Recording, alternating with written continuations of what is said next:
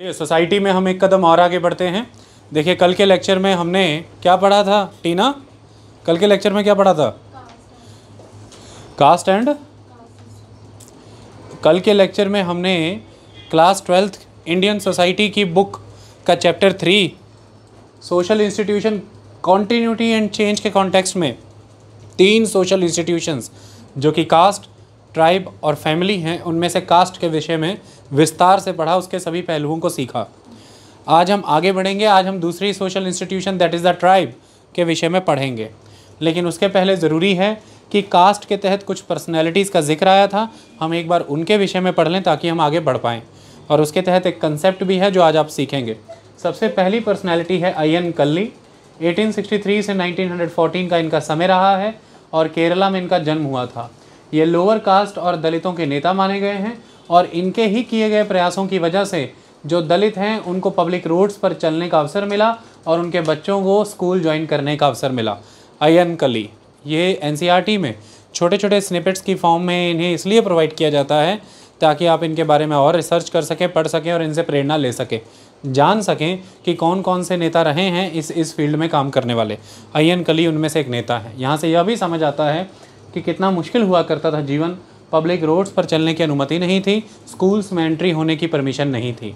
और आज की डेट में जब हम एक लोकतांत्रिक देश के रूप में स्थापित हैं, जो कि एक संवैधानिक प्रणाली के तहत कार्य करता है, उसमें आपको इन सभी चीज़ों के समान अधिकार हैं, क्योंकि भारत में केवल एक नागरिकता है और एक नागरिक होने के नाते सभी समान नागरिक के रूप में भारत में बसते हैं और सभी पर समान कानून, विधि विधान और प्रणालियाँ लागू होती हैं और सभी को राज्य से समान लाभ प्राप्त होते हैं। सभी का राज्य के प्रति समान दायित्व भी बनता है। ये एक नागरिकता के आधार पर आपको मिलता है। आप आज फ्रेंचाइज रखते हैं, यूनिवर्सल एडल्ट फ्रेंचाइज के तहत आप सभी के पास वोटिंग का अधिकार है। देश में आप सभी का शेयर है, हिस्सा है। तो अय्यन कल्ली, born in Kerala, was a leader of the lower caste and Dalit.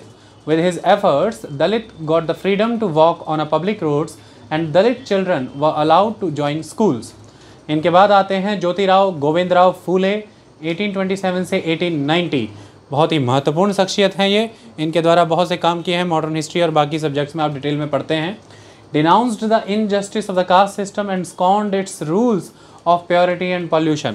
तो ये प्योरिटी एंड पॉल्यूशन के आधार पर जो वर्ण व्यवस्था थी, जो जाति व्यवस्था थी, इन नियमों का खंडन करते थे कि ऐसा कुछ भी नहीं होता। सभी एक ही स्रोत से जन्म पा चुके हैं और सभी का ईश्वर एक है। तो that is the concept. In 1873 he founded the सत्य शोधक समाज। वो समाज जो सत्य का शोध करे, जो शोध के माध्यम से सत्य को लेकर के आए। The truth seeker society. That is very important multiple choice question कि सत्य शोधक समाज के स्थापनकर्ता कौन थे? That is Jyotirao Govindrao Phule. So Satya Shodhak Samaj which was devoted to securing human rights and social justice for low caste people. Okay, मानव अधिकारों की बात की और सामाजिक न्याय मिल सके इन निम्न जाति के लोगों को। ये सभी शब्द इस्तेमाल करने पड़ते हैं क्योंकि हम पढ़ा रहे हैं और आप इन भेदभावों को समझ के इनका अंत कर सकें। अदरवाइज़ कोई निम्न उच्च नहीं है, पर शब्दों का प्रयोग करना पड़ता है पढ़ाने के लिए। सावित्री बाई फूले 1831-1897 तक ये पूना में बने उस समय के पहले ऐसा स्कूल जो कि बच्चियों के लिए, बालिकाओं के लिए बना था, लड़कियों के लिए, उसकी पहली हेड मिस्ट्रेस हुआ करती थी। इन्होंने एग्रीकल्चरिस्ट और लेबरर्स के लिए नाइट स्कूल शुरू किया ताकि वो भी पढ़ सकें और प्लेग के मरीजों का इलाज यानी कि उनकी सेवा करते हुए इनका देहांत हुआ। So first head mistress of the country's first school for girls in Pune. She devoted her life to educating Shudras and Ati Shudras. She started a night school for agriculturists and laborers. She died while serving plague patients. सबसे महत्वपूर्ण चीज़ यह है कि पूना में पहला girls school खुला था, आपको ये पता होना चाहिए। एग्रीकल्चरिस्ट और लेबरर्स के लिए इन्होंने नाइट स्कूल, तो किन के द्वारा नाइट स्कूल खोला गया था आपको पता होना चाहिए, और प्लेग पेशेंट्स को सर्व करते हुए इनको मृत्यु प्राप्त हुई। Periyar, the E.V. Ramaswamy Naicker 1879 to 1973, ये एक रैशनलिस्ट थे and the leader of the lower caste movement in South India. पहले ये कांग्रेस का ही हिस्सा हुआ करते थे, तो ये इंडियन नेशनल कांग्रेस पार्टी का हिस्सा हुआ करते थे एक वाक़या ऐसा बताया जाता है कि चेयर्स के अरेंजमेंट को लेकर के इनका कांग्रेस के साथ विवाद हुआ, जहां पर जो सो कॉल्ड लो कास्ट पीपल थे उनकी चेयर अलग लगाई गई थी अपर क्लास लोगों के कंपैरेटिवली। जो चीज़ इन्हें नहीं भाई कि कांग्रेस के सिद्धांत एकता पर आधारित हैं और यदि उसमें ही इस तरह का सिटिंग अरेंजमेंट है तो मैं इस कांग्रेस का त्याग करता हूँ। ये चीज़ आपको पता होनी चाहिए। ये बहुत महत्वपूर्ण शख्सियत रहे हैं दक्षिण भारत में। He aroused people to realize that all men are equal and that it is the birthright of every individual to enjoy liberty and equality. Okay? और इसी तरह की चीज़ें आपने देखी होंगी भारत के संविधान में प्रियम्बल में नज़र आती हैं। Liberty, equality, fraternity, justice for all, that is the social justice, economic justice and political justice. और ये सिद्धांत रातों रात किसी के द्वारा लिख नहीं दिए गए थे। ये भारत की स्वतंत्रता संग्राम का एक लंबा अभियान था। लोग जो कि लंबे समय से डिप्राइव्ड थे, उनके अधिकारों के पक्ष में की गई लंबे समय से ये प्रोटेस्ट थे, जिसका फिर आपको एक फाइनल वर्जन नज़र आता है, एक दस्तावेज जो है हमारे देश का संविधान। इसलिए वो इतना जीवित है, इसलिए आज दिन तक वो सार्थक भी है और इसलिए आज दिन तक उसके आधार पर व्यवस्था देश में चल भी रही है, वरना नहीं चल पाती। So Periyar was a rationalist and the leader of the lower caste movement in South India. He aroused people to realize that all men are equal and that it is the birthright of every individual to enjoy liberty and equality. Shri Narayan Guru 1856 to 1922, इनका भी जन्म केरला में हुआ था। ये भी बहुत बड़ी शख्सियत है। Preached brotherhood for all and fought against the ill effects of the caste system. He led a quiet but significant social revolution and gave the watchword one caste, one God for all men. Okay. M.N. Srinivas 1916 से 1999, इन्होंने ही ये दो concept महत्वपूर्ण दिए, that is a Sanskritisation and dominant caste. इनकी Sanskritisation और dominant caste के concept का खंडन भी हुआ, बहुत से इनके क्रिटिक भी हैं, लेकिन फिर भी इनका यह कंसेप्ट काफ़ी व्यवहारिक है, रेलिवेंट है और प्रैक्टिकल है। Mysore नरसिम्हाचार्य Srinivas was one of India's foremost sociologist and social anthropologist. He was known for his work on caste system and terms such as the Sanskritization and dominant caste. His book, The Remembered Village, is the best known village studies in social anthropology. The Remembered Village. इस तरह की किताबों को आपको याद रखना है, महत्वपूर्ण चीज़ है। Sanskritization and dominant caste. Sanskritization के विषय में आपने पढ़ा था, dominant caste के बारे में मैं आपको समझा देता हूँ। देखिए, what do you mean by the dominant caste? देखिए, एक समय हुआ करता था भारत में, एक टर्म बहुत महत्वपूर्ण थी, दैट इज एब्सेंटी लैंडलॉर्ड। ये एब्सेंटी लैंडलॉर्डिज्म भारत में बहुत महत्वपूर्ण हो गया था। क्या हुआ था, देखिए, अंग्रेज जब भारत में आए, उनकी आय का मुख्य स्रोत जो बन गया, जब वो यहाँ पर शासक के रूप में स्थापित हुए, जब उन्होंने अपना यहाँ पर पॉलिटिकल होल्ड बना लिया, तो उनकी इनकम का मेन सोर्स बना लैंड रेवेन्यू। तो उन्होंने नई लैंड रेवेन्यू सेटलमेंट्स की भारत में, और इस लैंड रेवेन्यू सेटलमेंट के तहत उन्होंने अब तक के जो इन्फ्लुएंशियल पर्सनैलिटीज़ भारत में हुआ करती थी, जो कि या तो कर वसूला करते थे ग्रामीण वासियों से, या फिर जो भी एग्रीकल्चरिस्ट सेक्शन प्रोडक्शन करता था उसमें से कुछ हिस्सा लिया करते थे, या फिर कुछ ट्रिब्यूट्स लिया करते थे। लेकिन यहाँ पर आने के बाद उनका वर्ण व्यवस्था में हाई स्टेटस देखते हुए समाज में, और उनका एक इन्फ्लुएंशियल होल्ड देखते हुए ग्रामवासियों में, अंग्रेज़ों ने उन्हें ज़मीन का मालिक मान लिया और ज़मींदारों को प्रोप्राइटरशिप प्रोवाइड करती लैंड की एज अ लैंड ऑनर। और ऐसे में ज़मींदारी सिस्टम की शुरुआत हो गई, the permanent land settlement system, that is the ज़मींदारी system, that was important system. इसके तहत क्या हुआ कि जो ज़मींदार है, वो ज़मींदार से एक ही बार में परमानेंट सेटलमेंट कर लिया गया, यानी कि उसको ये कह दिया गया कि सपोज़ कीजिए कि हम आपसे जो भी 60%, 70%, 80%, 90% जो भी हम आज आपसे टोटल प्रोड्यूस का टैक्स लगाएंगे, वो इन परपेचुइटी होगा, सदा सदा के लिए होगा, वो कभी भी जीवन में बढ़ेगा नहीं। यानी कि अगर हम आज के डेट में 1791 से 93 के अराउंड ये परमानेंट सेटलमेंट सिस्टम लेकर के आ रहे हैं, तो सपोज़ कीजिए हमने टोटल प्रोड्यूस का ये 70% रख दिया कि जितनी भी पैदावार होगी उसका 70% आप हमें दे देंगे, ये फिर अब आजीवन रहेगा। 1850 भी यही होगा, 1890 भी होगा, इन परपेचुइटी। अंग्रेज़ों का दावा ये था कि ऐसा करने से ये होगा कि किसान यानी कि ज़मींदार, यहाँ पर ज़मींदार, तो ज़मींदार ज़्यादा से ज़्यादा फसल उगाने की कोशिश करेगा, क्योंकि उसे पता होगा कि अगर मैं यहाँ पर कुछ प्रोड्यूस कर रहा हूँ तो उसका एक फ़िक्स प्रोपोर्शन जो है वो जाना है अंग्रेज़ों को, उन्होंने उसे फ़िक्स कर दिया, वो बढ़ेगा नहीं। तो ऐसे में जितनी अधिक पैदावार होगी फिर उसका बढ़ा हुआ हिस्सा मेरे पास रह जाएगा।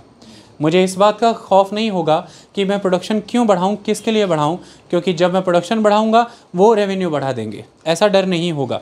रेवेन्यू फिक्स हो गया है और अब उस रेवेन्यू के आगे मैं जितनी ज़्यादा प्रोडक्शन बढ़ा लूँगा वो मेरी है। इससे अंग्रेज़ों का दावा ये था कि अच्छा खासी प्रॉस्पेरिटी भारत में आएगी। जब नज़र आता होगा ज़मींदार को कि उसके पास सरप्लस क्रॉप बचने वाली है तो फिर वो ज़्यादा इन्वेस्टमेंट लैंड में करेगा। लंबे समय से लैंड में जो इन्वेस्टमेंट नहीं हुई, चाहे वो इरिगेशन की फील्ड में हो, चाहे वो अच्छे बीज के रूप में हो, चाहे वो मशीन्स, उस समय में आप इसे बैल हल किसी भी तरह से जोड़ करके देख सकते हैं, चाहे वो लैंड की क्वालिटी इंप्रूव करने की बात हो या फिर क्रॉप डाइवर्सिफिकेशन को लेकर के, इस तरह से जो लंबे समय से निवेश भारत में नहीं हुआ, उसी का कारण है कि भारत में ज़मीनों से पैदावार हो रही है वो स्टेगनेंट हो चुकी हैं। इस स्टेगनेंसी को ब्रेक करना पड़ेगा। इसमें अंग्रेज़ों के अपने हित भी थे, उन्हें अच्छा खासा रॉ मटेरियल चाहिए था ब्रिटेन में उनकी मशीन बेस्ड चल रही इंडस्ट्रीज़ के लिए। उन्हें भारत में एक परमानेंट रेवेन्यू यदि मिल जाता तो वो बेटर प्लानिंग कर पाते कि उनके पास टोटल उनके कॉर्पस में कितना अमाउंट अब यहाँ से आने वाला है। उन्हें एक लॉयल हाई सोशल स्टेटस वाली क्लास मिलती भारत में, जो इनके द्वारा उनको ज़मीनों पर जब मालिकाना हक दे दिया जाता तो वो हमेशा अंग्रेज़ों के लिए एक बुलवर्क का काम करते, एक दीवार का काम करते। जब भी ग्रामीण क्षेत्रों में अंग्रेज़ों के खिलाफ कोई विद्रोह के स्वर उपजते तो ये ज़मींदार अपने वेस्टेड इंटरेस्ट की वजह से, क्योंकि इन्हें ज़मीन का मालिकाना हक अंग्रेज़ों ने दिया है, ये अंग्रेज़ों के साथ खड़े होते और अपने ग्रामवासियों की आवाज़ को दबाते। तो एक ही तीर से कई निशाने अंग्रेज़ों ने उस समय में लगाए थे। मुख्य चीज़ उनका एक जो विज़न अच्छा था वो ये भी था कि इससे एक फ़ायदा ये भी होगा कि बेहतर निवेश होगा खेती में, ज़मींदार की आमदनी बढ़ेगी, रूरल एरिया में परचेजिंग पावर लोगों के पास बढ़ेगी, तो यहाँ की मार्केट्स में डिमांड रेज़ होगी। और जब यहाँ की मार्केट में डिमांड रेज़ होगी तो जो हमारी ब्रिटेन की कंपनियों में माल बन रहा है, एक तो ये उन्हें रॉ मटेरियल भी अच्छा देंगे, दूसरा ये अच्छे बायर बन के उभरेंगे उनके प्रोडक्ट के लिए, क्योंकि इनकी जेब में पैसा आएगा जब पैदावार बढ़ेगी। तो कई अंदाजे कॉर्नवालिस ने लगाए कि बहुत सारे लाभ हो जाएंगे अगर मैं ये परमानेंट सेटलमेंट ले, तो इन परपेचुइटी ये फिक्स कर दिया। लेकिन यहाँ पर एक समस्या छोड़ दी।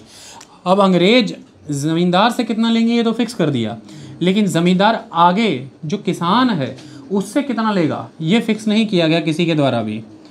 तो किसान से कितना लेगा ये फिक्स नहीं किया गया। ज़मींदार किसान से जितना मर्जी चार्ज कर सकता है, ये इसको फिक्स नहीं किया। तो हुआ क्या, अब जब हमने कोई चीज़ परपेचुइटी में लगानी है, एक ही बार में फिक्स करनी है, तो हम फिर उसको बहुत बढ़ा करके लगाते हैं। तो शुरुआत में ही असेसमेंट इतना हैवी कर दिया गया अंग्रेज़ों के द्वारा कि उन्होंने जो फर्स्ट टाइम में ही एक परमानेंट टैक्स लगाया वो नॉर्मल से बहुत ज़्यादा बढ़ा के लगा दिया। इसकी वजह से ज़मींदार के लिए भी मुश्किल था उतना टैक्स भर पाना। ज़मींदार ने भी रेवेन्यू बहुत बढ़ा दिया आगे किसानों का, क्योंकि ज़मींदार को उसे हिस्सा दे करके, अंग्रेज़ों को दे करके अपना हिस्सा भी कुछ रखना था। इसके चक्कर में ये हुआ कि चलिए जिन क्षेत्रों में खेती अच्छी हुई वहाँ पर तो किसान ने पे कर दिया, ज़मींदार को मिल गया, ज़मींदार ने आगे पे कर दिया। लेकिन इसमें ये रूल था कि जो ज़मींदार तय किए हुए रेवेन्यू को पे नहीं कर पाएगा, उस ज़मींदार की जो ज़मीन है, ज़मींदारी है, उसकी बोली लगा के बिकवाली कर दी जाएगी, और जो भी बेहतर से बेहतर बोली लगा देगा ज़मींदारी के अधिकार उसको दे दिए जाएंगे। यानी कि ज़मींदारी के अधिकार कॉन्फिस्केट भी किए जा सकते थे, लिए जा सकते थे in the scenario of non payment of the revenue. तो बहुत से ज़मींदार शुरुआती तौर में ही इतना हाई रेवेन्यू लग जाने की वजह से अपनी ज़मींदारी की रेवेन्यू पे नहीं कर पाए। तो अंग्रेज़ों ने डेडलाइन को बहुत फोर्सफुली फॉलो करवाया कि डेडलाइन निकल गई, तुमने ज़मींदारी नहीं दी, चलिए सैड हो जाओ, बोली लगवा दी जाए। तो बोली लगवाई और उसके तहत हुआ ये कि अंग्रेजी कंपनी के ही, अंग्रेज़ों की जो ईस्ट इंडिया कंपनी थी या अंग्रेज़ों के जो खुद के अफसर थे, बहुत से लोग उन्हीं में से ही उसी गाँव के या तो मनी लेंडर या फिर कोई शाहूकार या कोई ट्रेडर या बिजनेसमैन को प्रॉक्सी के रूप में खड़ा करके असल में अपने लिए बोली लगवा करके वो ज़मीन ले गए। यानी कि वो सरकार के कर्मचारी हैं, या तो कोई अच्छा पुलिस ऑफिसर है, या तो कोई सिविल सर्वेंट है, देसी भाषा में कोई आईएएस ऑफिसर है, और वो सैलरी तो ले ही रहा है अंग्रेज़ों से, वो यह भी चाहता है कि ये ज़मीन भी मेरी हो जाए, ज़मींदारी भी मुझे मिल जाए, मैं यहाँ से भी लाभ कमाऊँगा। तो उसने क्या किया कि डायरेक्टली तो पार्टिसिपेट नहीं कर सकते थे, उसने प्रॉक्सी मेंबर खड़े कर दिए। गांव से ही पकड़ा कोई शाहूकार या गांव से ही पकड़ा कोई व्यापारी, उसको खड़ा कर दिया कि मेरे हिसाब से, मेरे हवाले से बोली लगा दी, पैसा सारा मैं देने वाला हूँ, तू मुखौटा बन के बैठा रही है। मैंने कहा ठीक है मैं कर दूंगा। ये हो गया। अब एक्चुअली में ऑनर बन गया ये सपोज़ अंग्रेज, या सपोज शहर से आया कोई व्यापारी, या सपोज़ कोई मनी लेंडर शाहूकार, ये ऑनर बन चुके हैं। ना तो इनका खेती से सीधा संबंध है, ना ही ये ग्रामवासियों में के बीच रहते हैं, ना ही इनका रेजिडेंस विलेजेस हैं। तो ना ही इनका रूरल लाइफ से कोई लेना देना, ना ही ये ग्रामवासियों के बीच विचरते हैं, और ना ही खेती से इनका कोई सीधा संबंध है। इस तरह के लोग जो सिर्फ़ और सिर्फ खेती से आने वाले पैसे पर आश्रित थे, यानी कि खेती उनके लिए मात्र एक रेंट था, इससे ज़्यादा कुछ नहीं, इनको एक ऐसा लैंडलॉर्ड बोला गया है जो खेतीबाड़ी लोग खेतीबाड़ी क्षेत्र से टोटली एब्सेंट थे। ये हैं एब्सेंटी लैंडलॉर्ड। इन एब्सेंटी लैंडलॉर्डों ने बैंड बजा के रखी थी भारत की लंबे समय तक। अंग्रेज़ों के समय में फिर एक परिवर्तन ये आना शुरू हुआ कि भाई एब्सेंटी लैंडलॉर्ड के द्वारा काम खराब हो रहा है, एग्रीकल्चर में तो विकास ही नहीं हुआ, इसको चेंज किया जाए। बट उस समय तक रेजिस्टेंस फिर इतना स्ट्रांग बन गया था कि ये पॉसिबल नहीं था। आज़ादी के बाद फिर क्या हुआ, हमने हाफ हार्टेड मैनर में ही सही, लेकिन ज़मींदारी एबोलिशन का कानून लागू करा दिया। हमने ये कहा कि हम ज़मींदारी एबोलिश करेंगे, ये जो सरप्लस लैंड है 10 हेक्टेयर से अधिक यदि किसी के भी पास है वो हम ले लेंगे और ले करके उनको देंगे जो लैंडलेस हैं। ये हमने बात कही, पहली बात। और दूसरी बात हमने ये कहा कि जो एब्सेंटी लैंडलॉर्डिज़म है इसको हम ख़त्म करेंगे, जो लोग सही में खेतीबाड़ी में हैं उनको ज़मीनें दी जाएंगी। अब इसके तहत हुआ ये कि एब्सेंटी लैंडलॉर्ड तो शहर में रहा करता था, लेकिन उसके बिहाफ पर उस गाँव में कोई ना कोई तो था जो एग्रीकल्चरल एक्टिविटी को मैनेज करता था।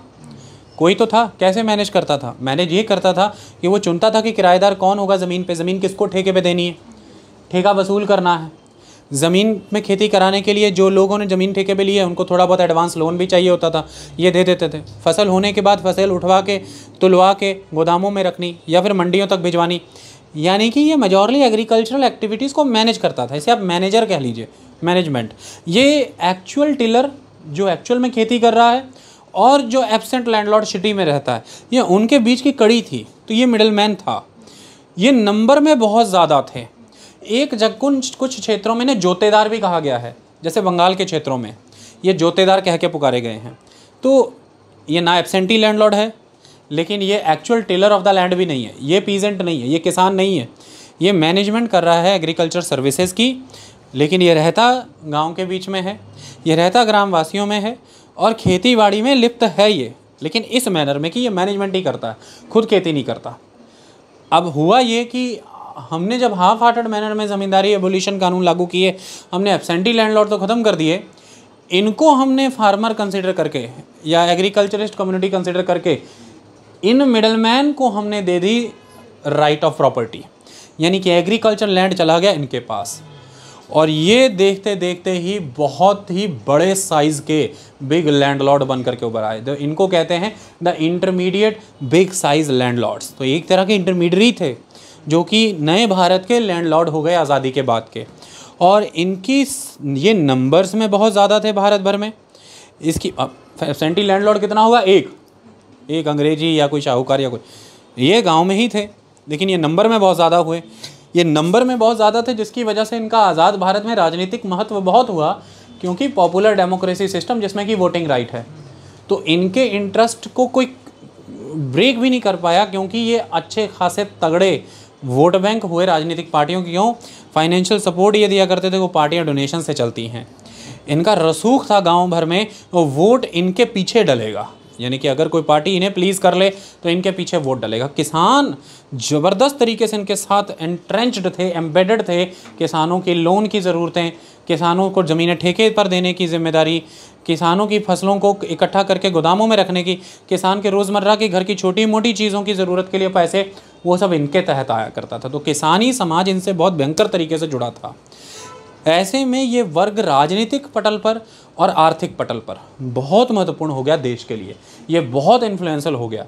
और ग्रामीण क्षेत्र, वो भारत जो कि एक तरह का 90% ग्रामीण भारत था, जिस ग्रामीण भारत में उन प्रत्येक गांव में इनका डोमिनेंस चलता है, ये नंबर में बहुत हैं, ये वेल्थ में बहुत स्ट्रॉन्ग हैं, और इनका अच्छा खासा एग्रीकल्चर पे होल्ड है और इकोनॉमी एग्रेरियन थी भारत की। ऐसे में ये स्ट्रॉन्ग डोमिनेंस रखने वाला सेगमेंट डोमिनेंट कास्ट कहलाया भारत के अंदर। ये उत्तर प्रदेश और बिहार में यादवों के रूप में जाने गए हैं, ये कर्नाटका में वोक्कालिगार के रूप में जाने गए हैं, ये आंध्र प्रदेश में रेड्डी और खम्मा के रूप में जाने गए हैं, ये पंजाब हरियाणा वेस्टर्न यूपी में जट और जाट के रूप में जाने गए हैं, ये गुजरात में पाटीदार के रूप में जाने गए हैं, ये महाराष्ट्र में मराठा के रूप में जाने गए हैं।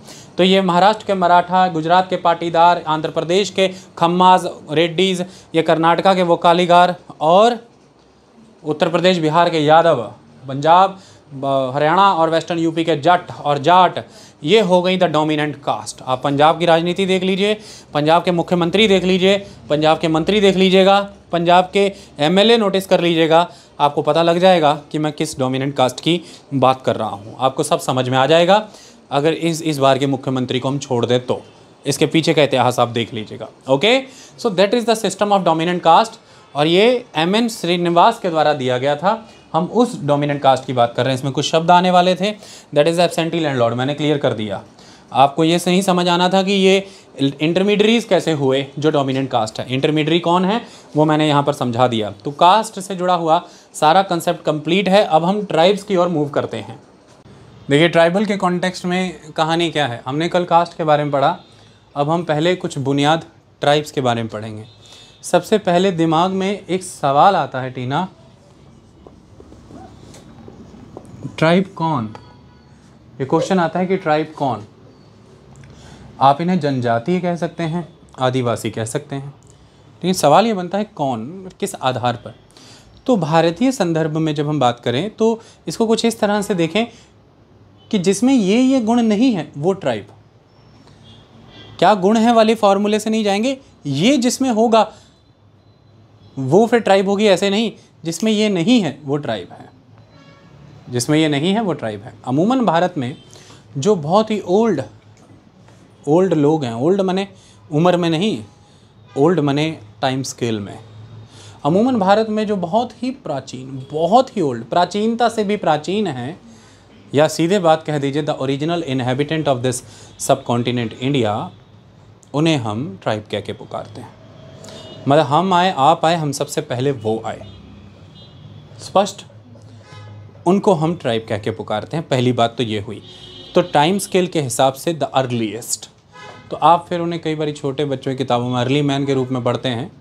ऐसा नहीं है कि वो उसी फॉर्म में बैठे हुए, आज भी उनमें परिवर्तन आ चुके हैं, लेकिन इस तरह से हम काउंट करते हैं कि ये है tribe, the original inhabitant of this सब कॉन्टिनेंट, या फिर द एब ओरिजिनल्स, उनको हम ट्राइब कहते हैं।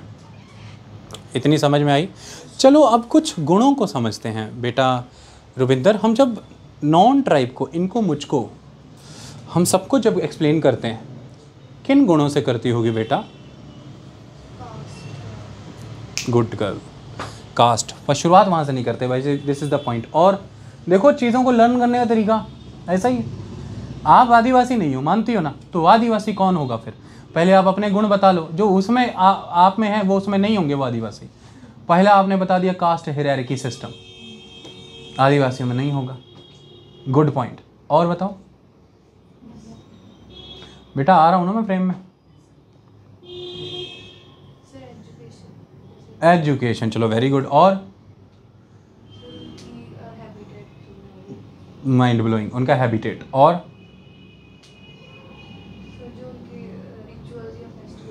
परफेक्ट, रिलीजन से जोड़ के देखते हैं। गुड, डिफरेंट है। और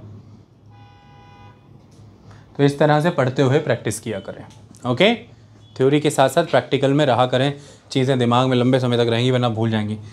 सबसे पहले अगर हम बात करते हैं रिलीजन की, तो रिलीजन में एक चीज़ समझ में आएगी आपको कि इनके रिलीजन किसी रिटन टेक्स्ट या रिटन डॉक्यूमेंट के साथ नहीं आते हैं। ओके, ये एक अंतर हो जाता है। अमूमन विश्व भर के धर्मों को देखेंगे तो रिटन टेक्स्ट उसके बेस में होता है, लेकिन ये उससे भिन्न होते हैं। इन्हें आप एनिमिस्ट या एनिमिज़म फॉलो करने वाला कह सकते हैं। एनिमिज़म, एनिमिस्ट कह दिया जाता है, जिसके तहत बहुत सी चीज़ें आती हैं। स्पिरिट वर्शिप करने का काम ये करते हैं। शमन भी, शमनिक ट्रेडिशंस भी इनमें होते हैं। ये श्रमणास की बात नहीं कर रहा हूँ, शमन्स, जैसे कि स्पिरिट्स को कंट्रोल करके हीलिंग प्रोसेसेस लेकर के आना, आपको ठीक करना। स्पिरिट्स को कंट्रोल करके आप कहेंगे वो पता नहीं आत्माओं को पकड़ के ठीक करते हैं ये लोग, ऐसा नहीं होता बेटा। हमारा शरीर पंचभूतों से निर्मित है, और योग में एक पद्धति होती है पंचाग्नि तपस्या। अगर आपने पंचाग्नि तपस्या की है तो शरीर के इन 5 एलिमेंट्स को आप कंट्रोल कर लेते हो, तो इनसे ऊपर उठ जाते हो। फिर आग लगाने से भी जलते नहीं, जल से भीगते नहीं। इसी तरह से मनुष्य योनि में जन्म लेकर के पार्वती इन पंचभूतों से ऊपर उठी थी, फिर विवाह हो पाया था। ओके, तो that celebration is the Mahashivratri. It is the celebration of the student जो उस तपस्या से उत्तीर्ण होकर के सफल हुआ, पंचभूतों से मुक्त हुआ। तो हर तत्व को साध लेना, इस तरह से ये तत्व हैं प्रकृति में, और हमारी बॉडी में इन्हीं के इम्बैलेंस से समस्याएं आती हैं। तो इन तत्वों को स्पिरिट्स से जोड़ा गया है। तो द वाटर स्पिरिट को बैलेंस करना, अर्थ स्पिरिट को बैलेंस करना, फायर स्पिरिट को बैलेंस करना, ईथर स्पिरिट को बैलेंस करना, अलग अलग स्पिरिट को बैलेंस करने का काम होता है। शैमनिक ट्रेडिशंस होते हैं वो। तो इस तरह की स्पिरिट वर्शिप्स होती हैं, इनमें पेड़ पौधों की पूजा होती है, पत्थरों तक की पूजा होती है, हर चीज़ की पूजा होती है। एनिमिज्म एक बहुत कॉम्प्रिहेंसिव एलिमेंट है, तो अमूमन ये उसको फॉलो करते हैं। रिलीजन वाइज ये अलग होते हैं। अगर रिटन टेक्स्ट और इन चीज़ों के तहत चल रहे हैं तो भाई फिर ट्राइब नहीं होंगे। इतनी बात समझ में आई। इसके अलावा अगर आप बात करें तो किस चीज़ पर बात कर सकते हैं? रिलीजन के अगला एलिमेंट क्या हो सकता है? पॉलिटिकल हो सकता है ना भाई पलक। तो बेटा इनके पॉलिटिकल सिस्टम के तहत क्या होता है कि इनका system of the state, system of government normal fashion पे वर्क नहीं करते हैं, जैसा कि हम अमूमन देखते हैं। हम लोग देखते हैं या तो ऑटोक्रेसीज या presidential form of government democratic system में, या parliamentary form of government democratic system में। हम इस तरह से रिप्रेजेंटेटिव डेमोक्रेसी और बड़ी सारी प्रक्रियाओं को देखते हैं। इनका सिस्टम ऐसा नहीं होता। समाज एक अलग ही व्यवस्था में चलता है, जिसमें जो बड़े बुजुर्ग हैं वो स्ट्रॉन्ग डिसीजन मेकर्स की तरह होते हैं। उम्र के आधार पर they are the decision makers.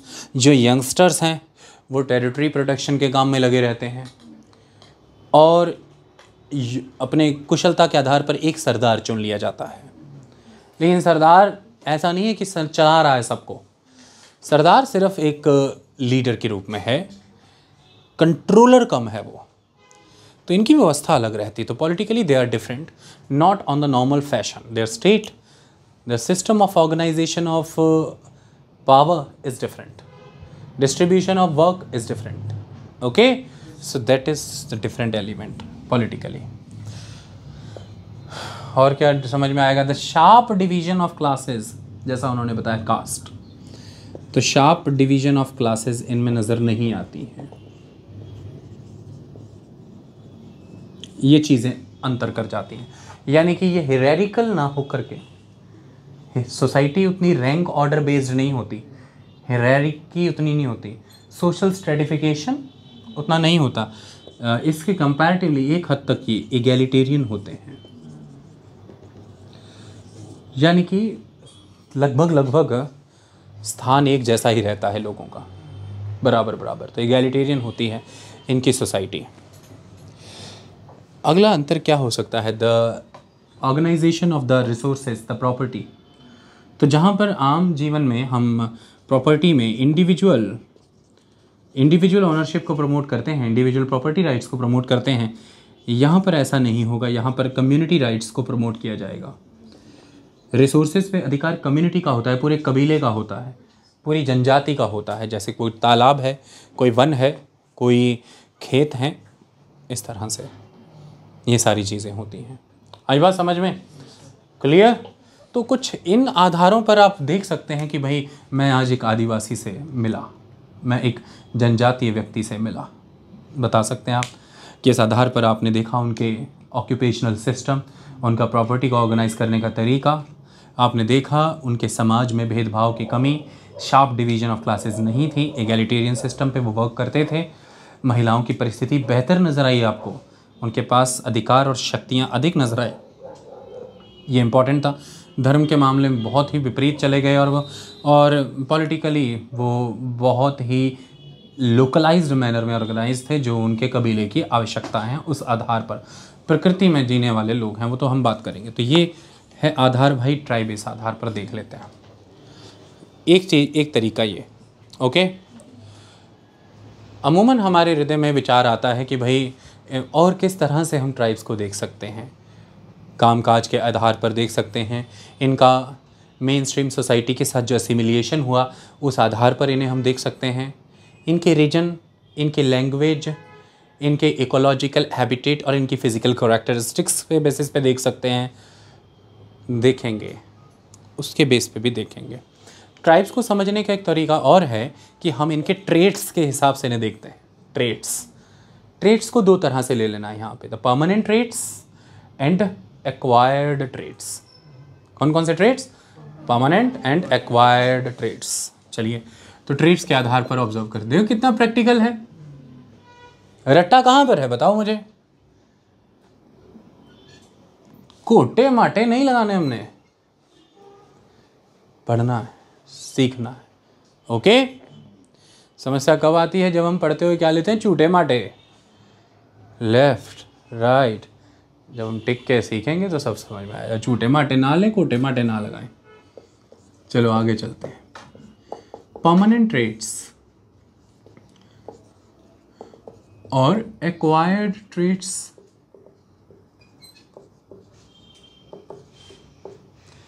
चलिए, परमानेंट ट्रेट्स के तहत कुछ एलिमेंट्स को पूजा देखते हैं। अभी अभी बता करके हटा हूं रीजन, अभी अभी बताया लैंग्वेज, अभी अभी बताया फिजिकल कैरेक्टरिस्टिक्स, और अभी अभी बताया इकोलॉजिकल हैबिटेट्स।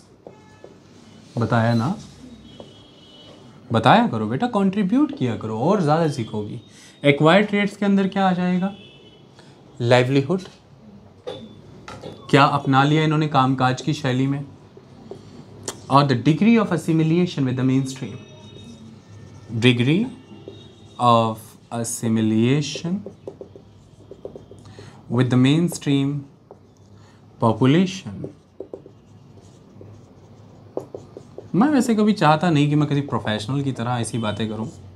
मुझे हमेशा से ही रहा कि सरल तरीके से काम होना चाहिए, बातचीत सरल तरीके से हो, पढ़ाई सरल तरीके से हो, चीज़ ज़्यादा समझ में आती है कि नहीं? चलो बेटे, इसको समझते हैं।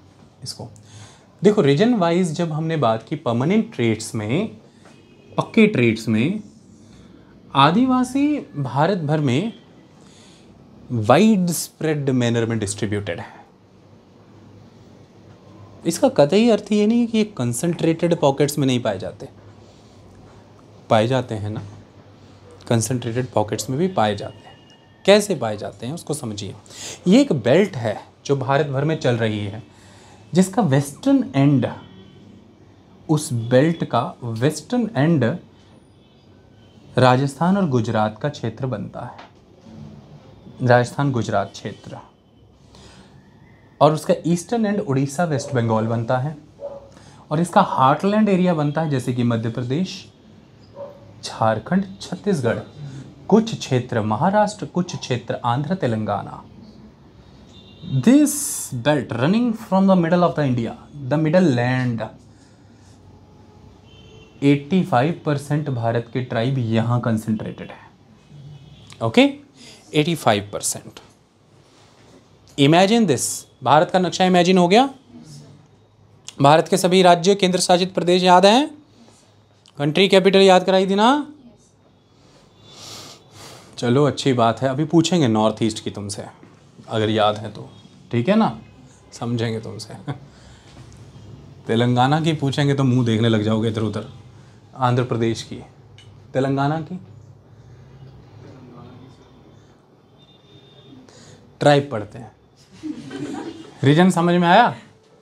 85% यहाँ है रीटा। बाकी के जो 15% है ना बेटा, उसमें से 11-12% नॉर्थ ईस्टर्न स्टेट्स में है। नॉर्थ ईस्टर्न स्टेट्स हमें पता है, डोमिनेंस है इनका। असम को अगर छोड़े हम, असम को छोड़े तो Arunachal, Mizoram, Manipur, Meghalaya, Nagaland, the land of Nagas, इनका डोमिनेंस है वहाँ पे। बाकी के बचे हुए 3-4% पूरे भारत में फैल गए हैं। हिमाचल में भी हैं, जाओ और मिलो। इस तरह से इनका रीजनल डिस्ट्रीब्यूशन है। ये है इनका permanent trait. Okay, the reason, this is the reason. सवाल पैदा हुआ कि भाई लैंग्वेज कौन सी बोलते होंगे। अलग अलग लैंग्वेज ग्रुप में आते हैं ये लोग। जैसे पहले जो 2 लैंग्वेज ग्रुप हैं